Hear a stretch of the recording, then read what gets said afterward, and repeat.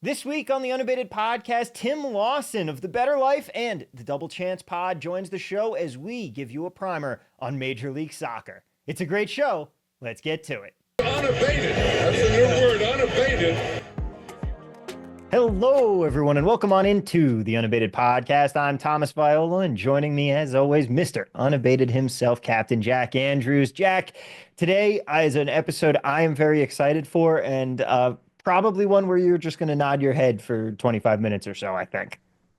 Yeah, we're going to talk about MLS soccer, and I am just not the biggest soccer fan. I'm not even sure I know how to spell MLS. So I can totally tell you that this is your episode, Tom. You run with this episode. I'm going to be here. I'll be riding shotgun. Maybe I'll think of a creative question towards the end.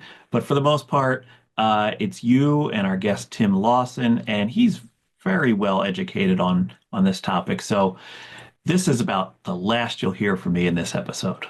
I'm very excited to nerd out on some MLS with Tim. This is the sport that got me started in betting. I did a show for Bet Rivers just about betting on MLS a couple years back here.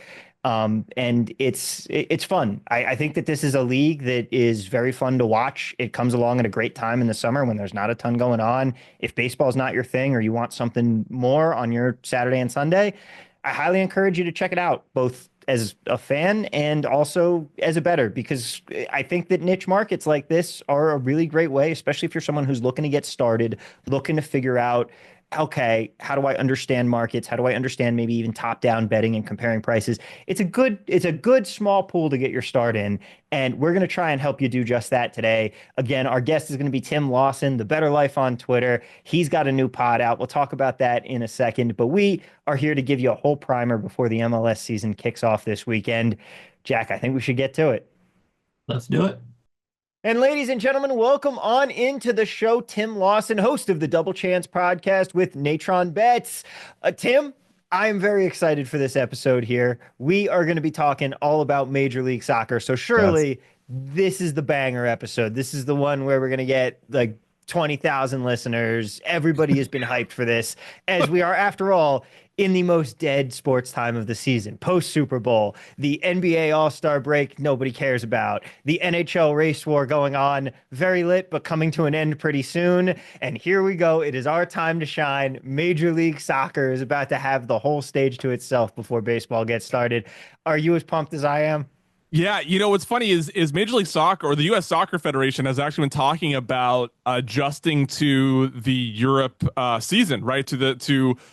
And I know why a lot of people think that's a good thing, and I agree with idea. them, but it would mean that Major League Soccer misses out on its opportunity to be sort of the sport for some of us to follow, like in the summer. I know baseball is still a thing, but like it's going to compete so much more with the American market if they try to go that route. But yes, I am excited. I've been counting down the days, and literally, I'm pretty sure I tweeted out. I mean, I was a few drinks in, but I'm pretty sure it was seconds after the Super Bowl ended. I was like, MLS season starts now. It's official. Yep. I mean, we could do an entire podcast just on us nerding out about MLS. We're not going to do that today. Instead, we are going to be here to kind of give people a good primer on how to bet this league that could really become part of your summer sports betting rotation here, as well as talk a little bit about the details of, hey, these are some of the teams to watch out for. These are some of the players to watch out for. We're trying to do a little bit of strategy and a little bit of analysis here, but jumping right into it, right off the bat, the first question: what kind of books are usually your first stop when you're line shopping for soccer numbers here? Are there any rec books? Are there any places where you're saying, okay, this is where we've got a good offering here, this is where you want to head first? Yeah,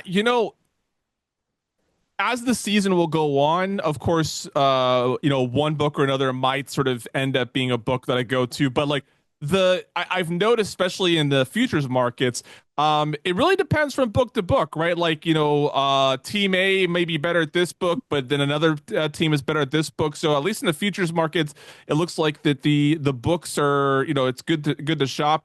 The rec books actually got ahead of the offshore books in that regard, which is uncommon, I think, for at least for soccer's futures. It's a mix between the offshore, the rec books, and the others, as one might say. Um, FanDuel's a pretty good go-to. Bet365, if you can get action there, give a fair bet. Caesars seems to take a bet. Unfortunately, as soon as you get out of the top five leagues like Premier League, Bundesliga, like MLS even is a little too nuanced for like places like DraftKings and MGM. If you breathe a little too hard on those markets, they will punish you. But what's great about MLS is most books do treat it like a major market sport, even though most Americans don't really seem to pay too much attention to it. It is treated like a major market sport, which usually means you can get decent limits down, and you won't be punished immediately for success. Every year for account health, I donate my $100 to Toronto FC futures at BetMGM. Like clockwork, they always get me in, and I'm like, it's going to be the year the Italians are going to figure it out. And then nope, never happens. All right. Um, Well, I can talking a save little you money this year. Don't do it this year. Oh yeah, no, They're not, done. not happening. They're not fooling me again. Yeah. Talking a little bit about your actual process when it comes to game here. What is it that you're doing? Are you mostly top downing the market? Are you trying to originate some stuff here? What's your process like in the week to week when it comes to the MLS season?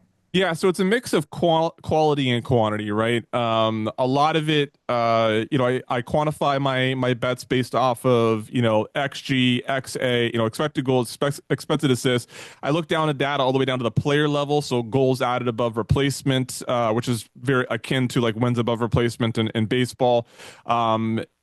The qualitative aspect is sort of, I can take in enough soccer to sort of see, like, there's the data on how teams play with each other. Then there's like, you can kind of get the feel for how a manager is gonna adjust when he's up 2-0 going into the second half, how a team is going to respond with pace if they're up or behind, stuff like that. And so that can really inform a lot of second half bets when you're watching how these teams perform, or how these teams react in certain game scenarios that may not show up in a stat sheet. It starts on, so this Saturday, February 22nd, MLS opens. Tom, during those games, depending on what's happening, I may already start firing on anything available for the following week. Now, that's one thing that's unique about MLS and soccer in general. Even like with the top five leagues, you'll be watching 1 week's games, and the following week's lines will already be available. And it's probably one of the better reasons to be, or better ways to be firing on this, because you're getting information in real time that's going to be impacting the next week. So the handicapping starts on game day the week prior. Openers, then comes news throughout the week. Player availability report on Friday or the day before match day. That's a big day for me. And then Saturday morning is the overnight moves. Typically things will move further than I think they will, so it's a nice opportunity to take back. And then there's lineups an hour before. So it's a five. It's kind of a 5-step process for any match day on handicapping, and it's looking at the data, looking at the team's form, and then understanding what I can about the team. And that comes with also understanding where my blind spots are, right? I mean, I'm trying to think. Montreal is a really good example. Last year, I just, I didn't watch enough Montreal games to know what they may or may not do. I'm sorry, you're not going to get me to watch a Montreal game that I don't have action on, right? And so what that means is, yeah, I can look at the data, I can make a pregame, but like when a second half line comes down, I'm like, I don't know what they're going to do, right? Like I can't, I don't know if they're going to, if this guy's going to bring in, someone off the bench, early or late or whatever it might be. So, the qualitative aspect of it isn't just trying to knowing what you understand or what you could understand, but also admitting to yourself what you definitely don't, and making sure you lay off that. So you make a great point there about how lines will already be up for the following week, and it does create some good opportunities to angle shoot. If there's a player who's potentially on a yellow card suspension, something like that, you can make educated guesses about who is going to be in and out of the lineup. And it can really affect the odds if you're able to take advantage of that and look ahead, because a lot of the times it's not quite priced in when these early lines come out. Squad rotation is especially an important thing for people to look out for, right? Because we have a compacted Yes. schedule in MLS. You've got Wednesday games, and that's something to be aware of is, hey, this team might not be playing any of their starting 11 in this next game because they're looking ahead to the Saturday game, things like that. That's something that happens all the time, right? Yeah, yes, and a great example of this, not just in league play, and this is where I think soccer is so unique and where the opportunities come in. These clubs, especially in Europe, and it's now the case in America, they're playing multiple cups and league play throughout the season, right? So CONCACAF Cup championship is starting tomorrow. Mm-hmm. Let me tell you, if Cincinnati puts out their full rotation tomorrow, I'm going to be looking towards New York Red Bulls on Saturday, right? Yeah. If they don't start out their full, if Denke and Evander don't start, then I don't know if I'm gonna take Cincy, but I'm gonna at least lay off the game. Same thing for the Inter Miami, who they play, Kansas City match on Wednesday. Yeah, it must be Wednesday. Mhm. That starting rotation is gonna inform how I might bet, or if I bet, the Saturday game. And those are the market's not really paying as much attention because those are a separate competition, a separate lineup. Like especially bettors, aren't really taking that in the same way. And then on the other way around, if you're on a Saturday and you know that there's a Wednesday, Lamar Hunt Open Cup. By the way, I love the Open Cup. If there's an Open Cup match and they play 90 minutes on Saturday, you're like, well, they may not want to put out their full rotation for an Open Cup match against a USL side, right? And that's a great that might snag that +2 goals with that underrated USL side. So yes, not only is it really good to take in what they're doing in league play, but paying attention to what they're doing with these other tournaments and letting that inform what they might do for the next league match. Now, talking just about some sides and totals, are you noticing a pattern in how in the teams that you typically like to bet, or whether you're going for overs or unders? Although, Godspeed, this is the one league where I'm like, if you're betting unders in this league, you're gonna have a lot of sweats late in Oh, games. But well, I already have an under bet for this week, so we'll see how that goes. I think, well, so yes, MLS definitely tends a little over, and you can find, and so it's sometimes difficult to pinpoint that because the market usually gets that right. But usually, also what that means is that they're going to exaggerate the over in some Mhm. situations where, I mean, I'll just say the game I'm looking at is Orlando Philadelphia. Blake's still in goal for Philadelphia. Orlando still has a solid back line, even with Torres out. So, there's, three, it looks like a good number to me because I have a hard time getting the four. Now, I mean, it's MLS, but, the quality of player is still there on these back lines and in goal that I sometimes think three is too much of a number and it's only there because of the reputation of the league. And the level of aggression that you get in these games can be a lot different than if you're playing one of the big five European leagues, because in Europe, your championship is determined by how much you beat everybody else during the season. They Yeah. tally up the points at the end, and that's the winner. MLS, you've got a playoff format. It's Yeah. usually changing, but there is some sort of playoff format there. And it does mean that teams can be a little more aggressive. They're not going to sit down and settle on a point or play for a draw when they have a chance to go for a win. Do you find that to be the case? Um, I definitely see that to be the case more often now. Now that teams are getting big name talent, and like, look, Messi was a great example last year, right? I mean, you found times where he was coming off an injury, maybe he was ready to go, and but he still was coming in off the bench, or he'd leave, he'd depart a little bit early.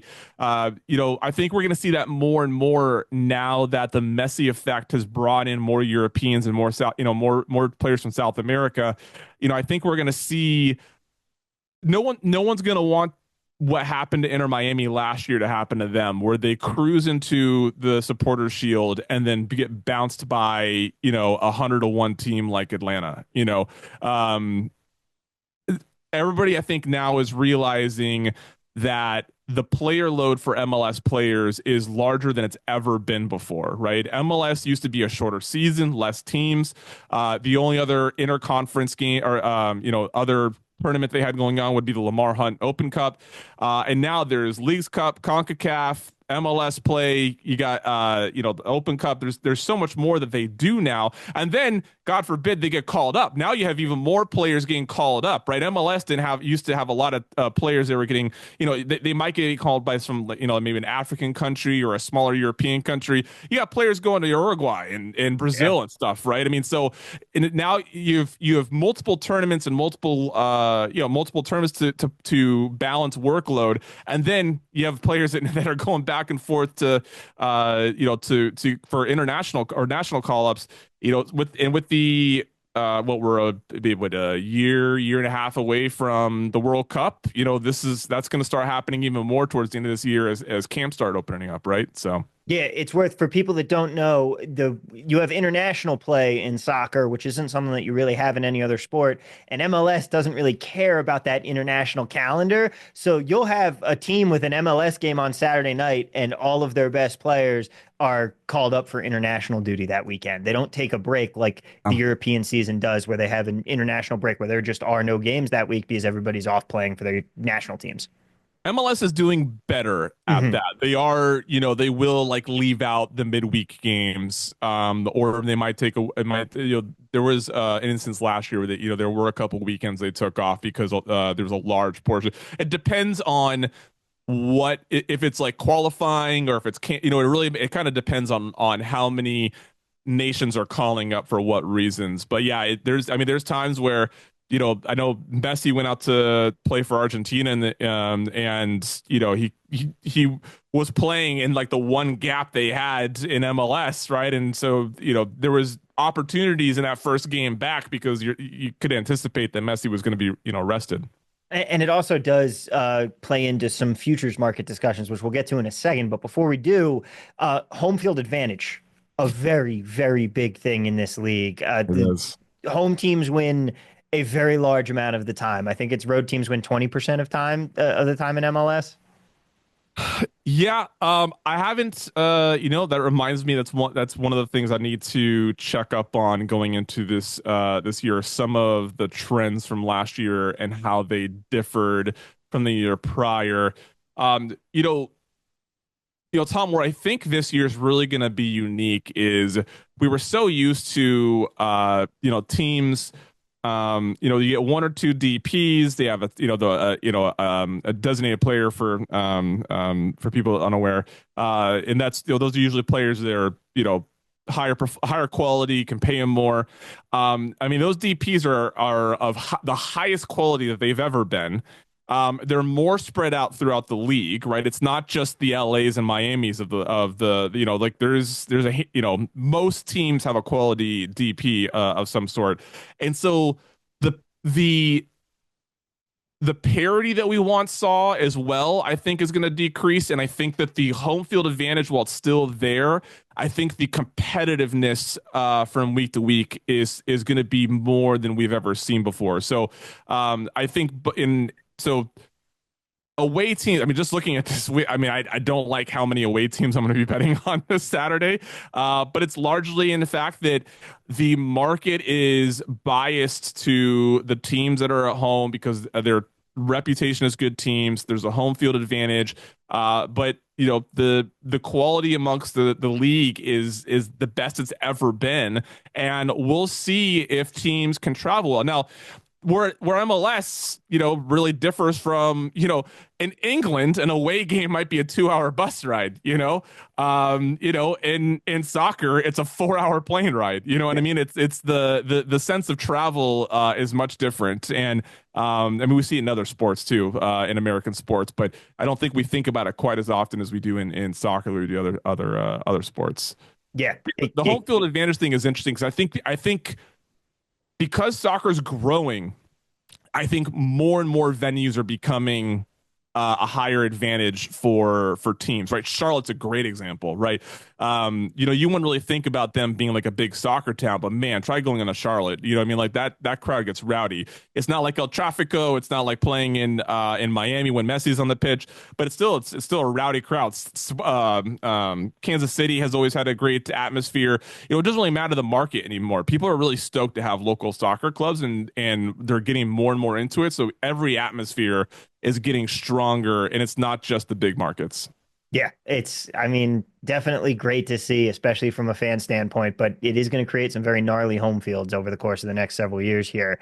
Now, let's talk about some futures because, like we mentioned off the top, there's a playoff system in Yeah. MLS, which is unlike any other league in the world, really. And that can create some advantages when it comes to taking some of these longer shots to win the title because variance comes in far more to effect in a league where almost everybody does, in fact, make the playoffs. Yes.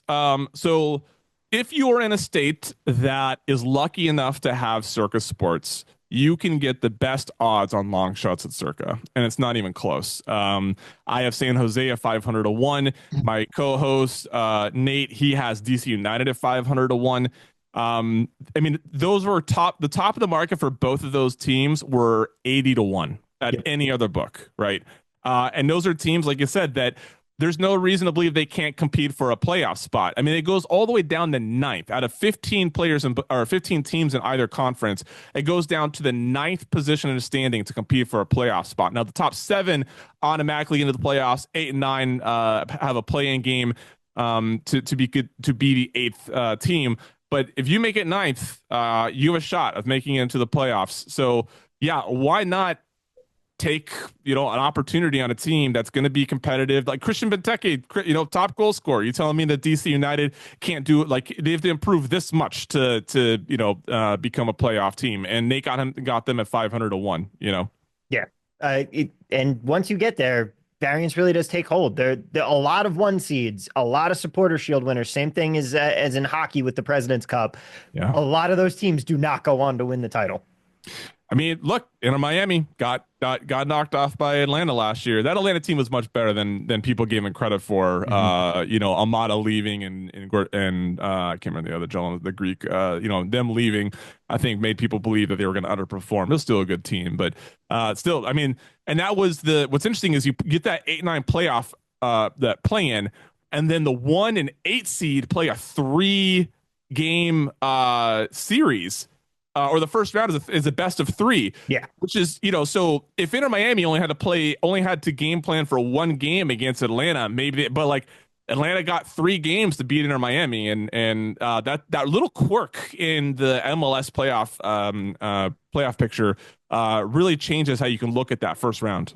And it is the most absurd playoff format you've ever heard. Jack, who has had a lot of time to talk on this episode so far, to give you the setup is literally, as Tim said, you basically, the 8 and 9 play a wild card playing game, and then round 1 is a best of 3 series, and then after that, it's single elimination, because that makes perfect sense. Why would you ever do a playoff bracket any other way? Just more soccer. It's just more soccer. Now, which I don't hate. Yeah. Now, there are some potential value spots, I feel like, not just with the long shots, but also the fact that up at the top of the board, name brand goes a long way. I mean, the favorites to win the Golden Boot are Messi and Suarez, who play on the same team and also are hurt a lot because they're ancient. The Golden Boot market is as ripe for plucking as it's ever been for exactly what you just said. Look, Messi and Suarez are going to be at the top because last year, even with their injuries and rest, they were still among the top, 5 or 6 players at the top. I think they were tied for second, right behind Benteke, who ended up winning it. Yeah. Top goal scorer. Whether it's a league like this or a tournament like the World Cup, the old adage of you want a player who's the lone striker who takes penalties, right? And that should always be your North Star when first looking at top goal scorer markets, because that's going to be the player who gets the most opportunities for sure. But then you have a few teams like Seattle who just got in Jesus Ferreira from Dallas. And Jordan Morris is there sort of as their lead goal scorer or lead goal creator at the moment. I wouldn't take a bet on them yet on either one of them, but if you had conviction for either one of them, I would wait until you see that first penalty taken to know who's taking penalties and let that inform either if the one you like is the right side of the bet or if that's going to take you off that one. Dallas is another great example. I couldn't tell you if Lucho or Peter Musa is going to be taking those penalties, right? As much as I liked Peter Musa as a possible, I mean, he's probably leaving, so maybe he's a bad example. But you have these lead strikers who are likely to be getting a lot of opportunities, but with all this movement, Evander and Denke is another great example. I couldn't tell you which one of them is going to be taking penalties. So I've made a few bets in the top goal scorer market, but I'm not touching any of these teams that have two possible shooters. LA Galaxy proved to us that you can have more than one quality striker and still put, they could all produce. Now they're the champions, but it was proof that so long as the offense is potent, it can happen. But I'm not taking any top goal scorer in these multi-striker teams until I'm seeing who's taking it from the spot. Yeah, not everybody has Ricky Pooch to send them the ball in and give them free tap and goals. So that's a great point because Joveljic is what it was. I've already bet him. I got him at 35-1 at Caesars. I think he's still available at 33-1 at FanDuel maybe. But the big question there, like I like it because he is going to be the lone creator. Algada, could be the Ricky Pooch that he needs there to feed him. But that's my big question is, can Joveljic be as potent as he was last year if Ricky Pooch isn't feeding him? How many goals did Joveljic score just by like tapping in an assist from Ricky Pooch? But you gotta support the talent where it's available, and I think that he's going to be. I think he's going to be on a team that has to keep on playing from behind, which means they're going to keep on pushing for goals, and so I like him in that spot. Now, you also talk about Musa, who might be leaving this summer. Yeah. That's something that people have to watch out for, too, because soccer free agency is basically defined by two periods, two transfer windows. There's a summer-winter window and a winter window. For the rest of the world, the winter window is your mid-season where you're making your acquisitions. Instead of a trade deadline, they just say, this is the month where you can make all of your moves. Yeah. The summer window is much more important for MLS because that's the off-season free agency for the rest of the world. And MLS is now a league that sells a lot of talent offshore. A lot of talent. You have to watch out for maybe, guys, same thing as in baseball with a player who's maybe the front runner for National League MVP, although obviously if you're anyway, someone who moves from the NL to the AL, all of their stats reset because it's league award based. Kind of the same thing that you have to watch out for with guys who might just be sold and not be on the team and therefore could impact some of your futures. Yeah, I mean, so one of my bets going into this week is going to be Cincinnati to win the Supporter Shield because that team is just good front to back. My co-host Nate made the point that they're probably one of the few teams in MLS that has a star player on each line, right? Front line, midfield, and their back line, and Evander has made the comment that he'd like to go to Europe eventually.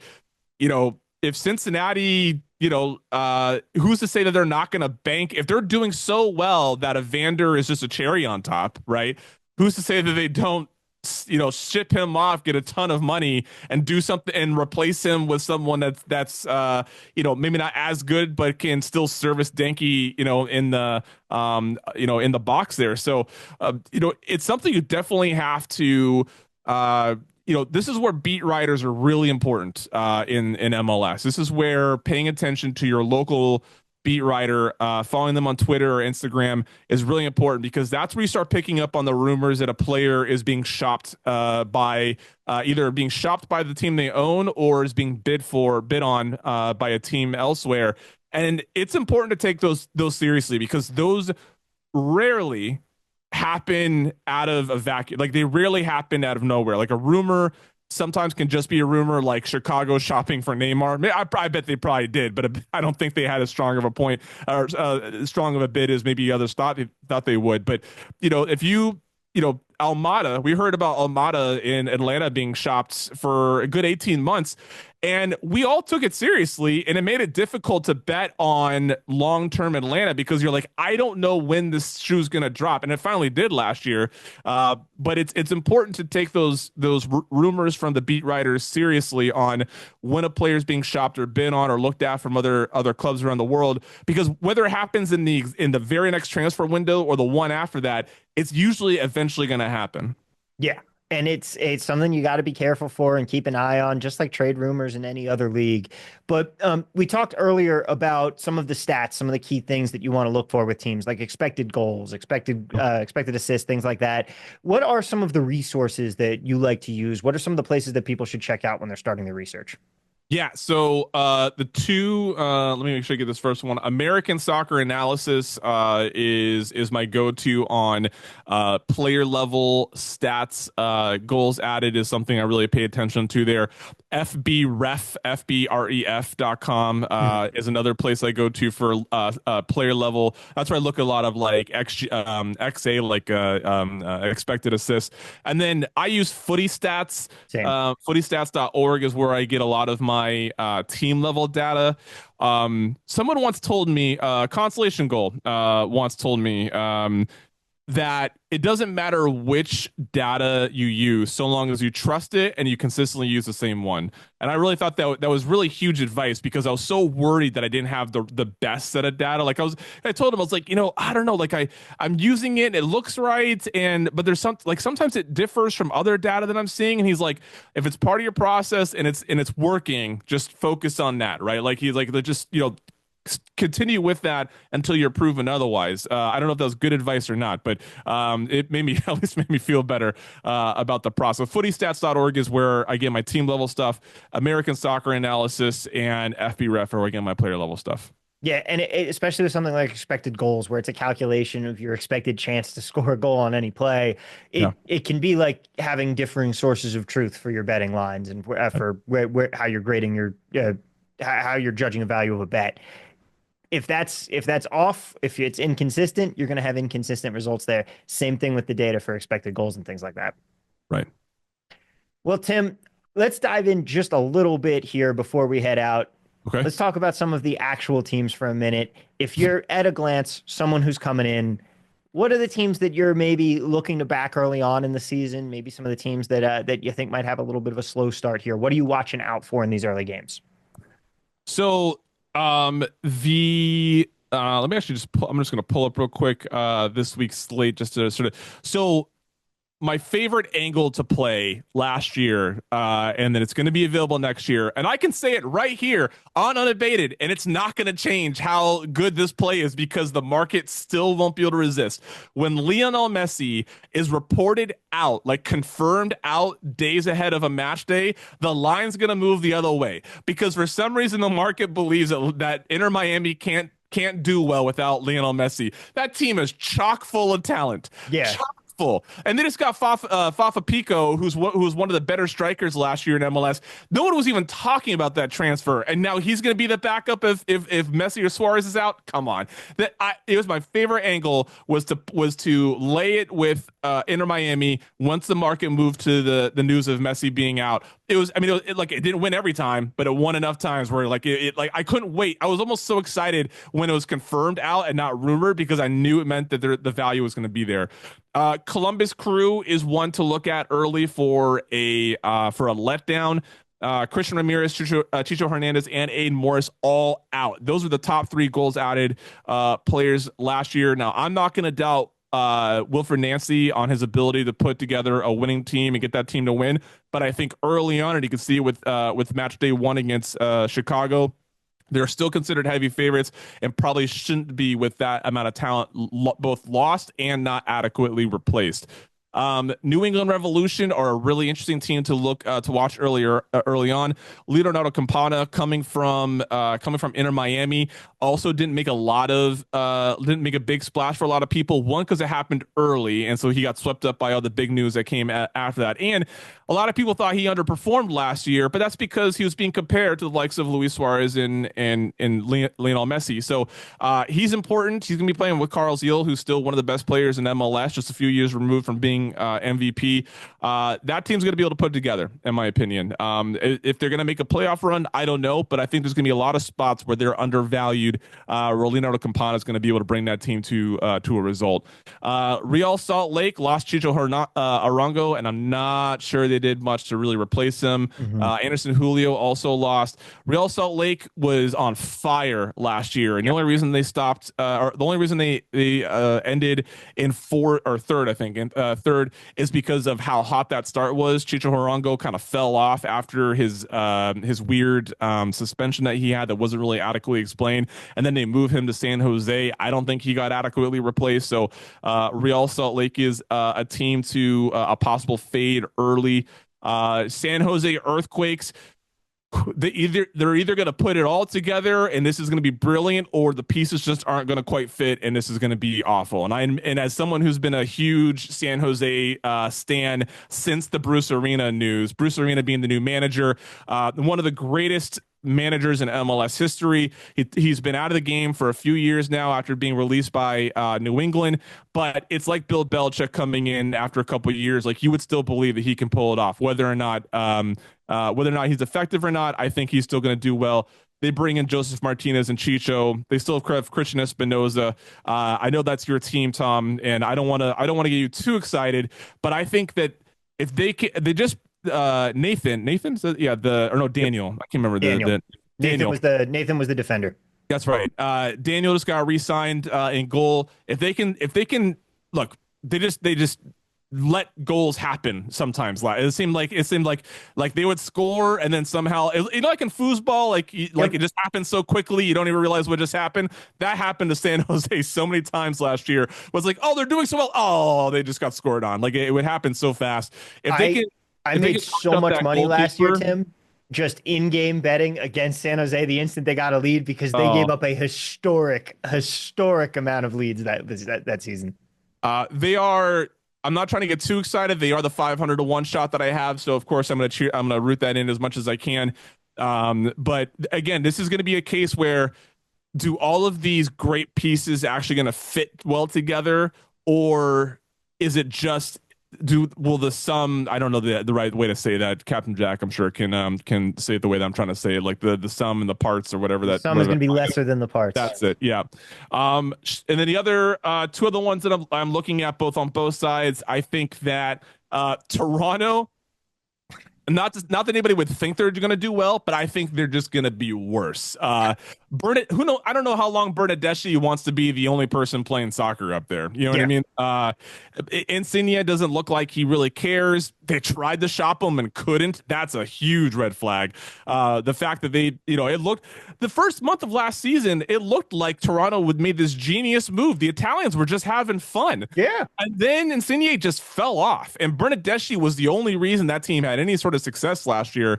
Who knows how long he's willing to let that continue before he has to go somewhere. I mean, he's not going to want to waste any more good years in Toronto, I can imagine.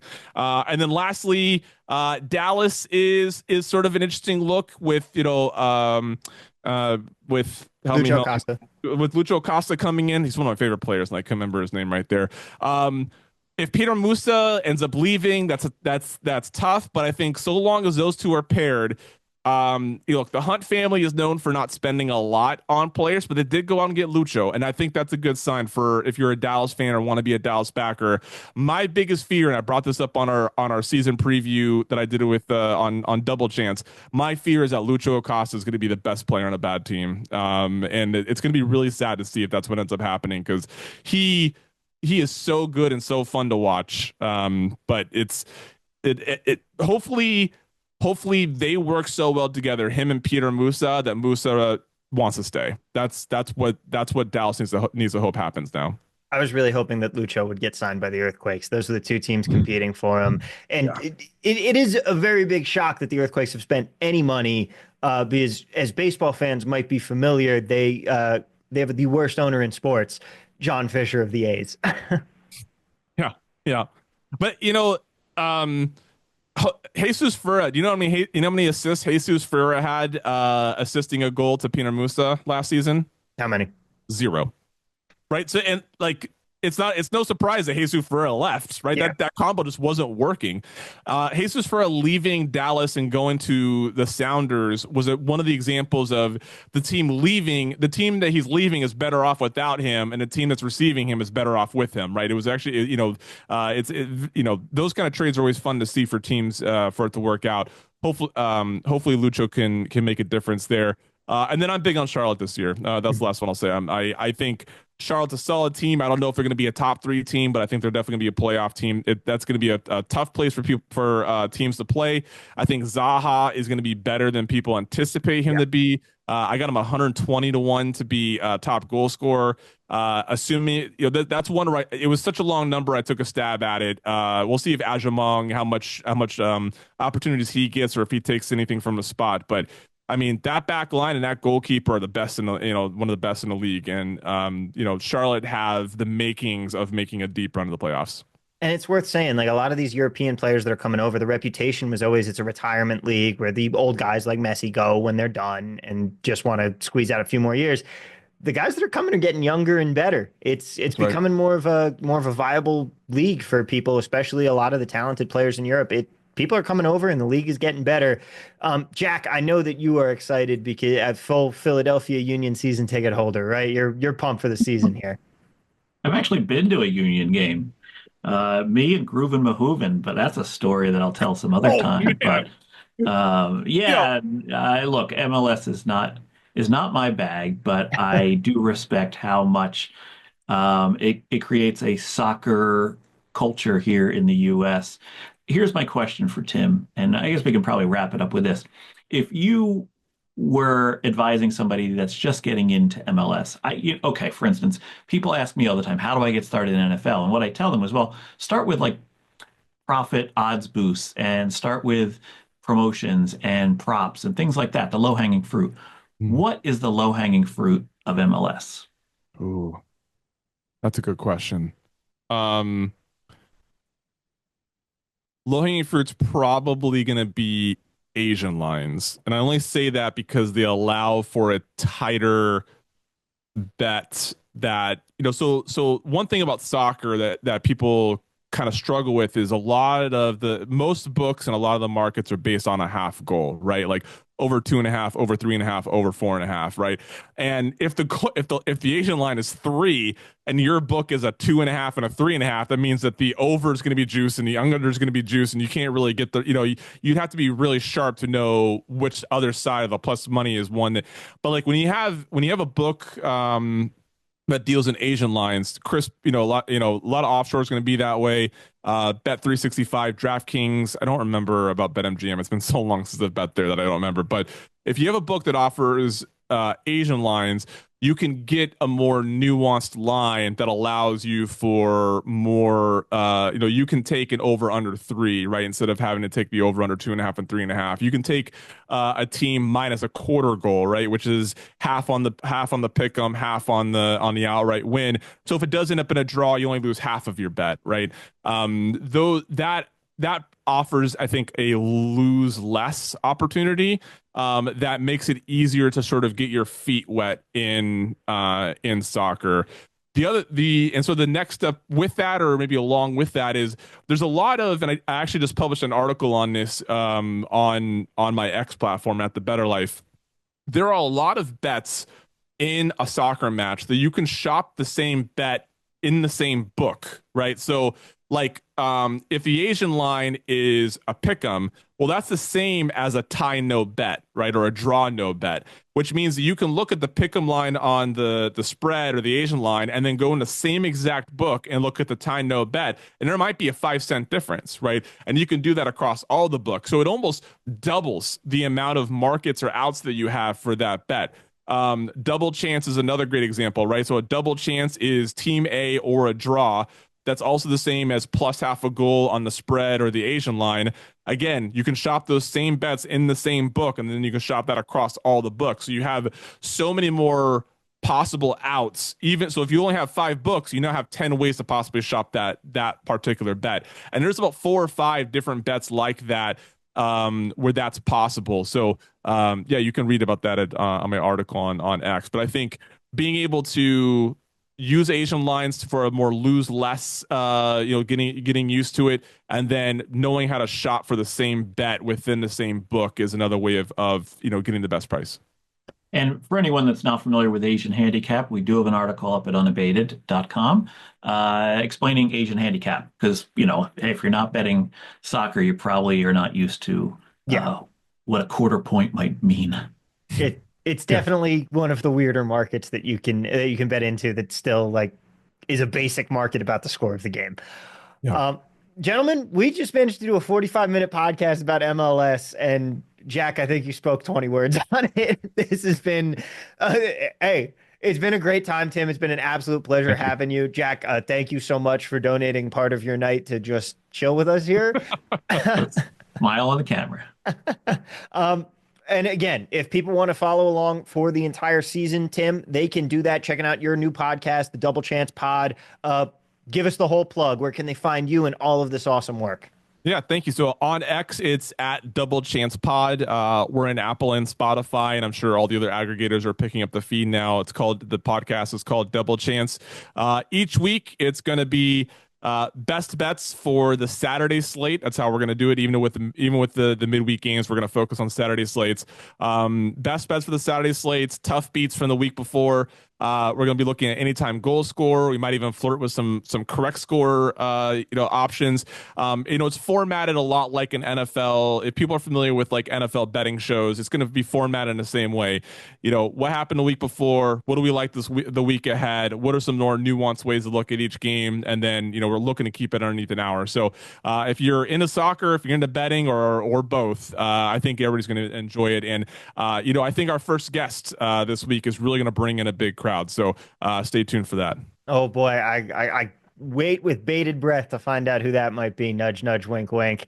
Tim, thank you so much for joining us here today. It has been a pleasure. Looking forward to an entire season here. And of course, if you're someone who's just looking for something else to bet this summer, the summer drought is real and MLS is there with open arms for you. Give it a chance. It's a very fun league. But with that, we are going to head out. Thank you guys so much for being here with us. As always, you know the drill. Like, subscribe, and share. All that good stuff. And as always, let's cash some tickets. We'll see you next week, everybody.